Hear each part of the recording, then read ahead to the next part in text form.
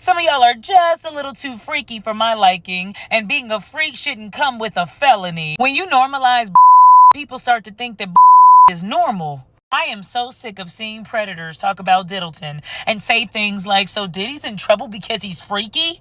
Boosie said he was just flying out girls. Plenty of rappers got to do that. Newsflash, he's a celebrity. Y'all just listen to one victim and not the 999,000 that have came out and said that this man was violent, powerful, abusive, drugged them, coerced them, forced them. If you would just listen to one victim, you'd understand that what he did went far beyond just a man being freaky. I'm glad we're having this conversation because the more people talk, the more you realize who you need to stay away from. We always knew that Dr. Umar was an intelligent clown, but him coming to the defense of Diddy wasn't even entertaining. He talking about federal charges have little, if anything, to do with domestic abuse or pedophilia. His major sex crime federally is he's being accused of transporting women across state lines to engage in sex. What we call prostitution.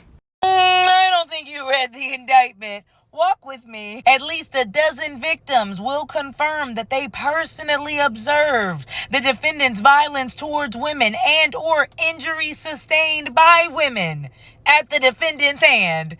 What do you think domestic abuse is? A lot of you don't give a shit about the victims, and it shows. We've got to stop saying, well, if they had daughters, or what would you do if your daughter was in that situation? Because what that does is imply that they actually care about their kids. And a lot of people don't because they've normalized Boosie ain't have no problem telling us that he solicited a 30-something-year-old prostitute to sleep with his son and nephew when they were still under 18, 15-something, 14 years old. He didn't even blink an eye.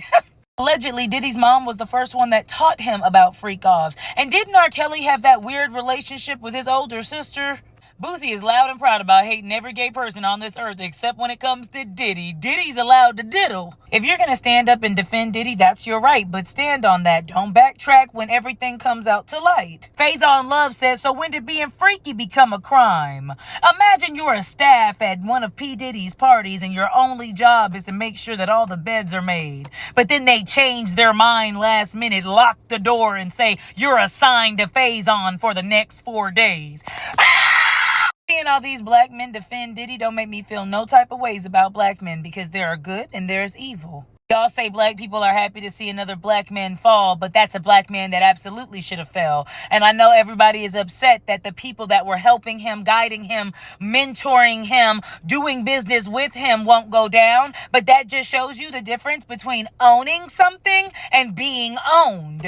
The next time you want to uplift a black man simply because he made it to billionaire status by doing disgusting things and heinous acts and crimes against women and other men, you should think about the black artists that he stole from, the black artists that he wouldn't let get out of their deals. You should think about the black men and women that he abused, lied to, gaslit, secretly recorded to blackmail.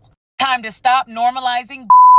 Stop tucking family abuse under the rug, start speaking about it, and letting our kids know that in order to make it in this world, you don't have to compromise your morals. Somebody check on Stevie J.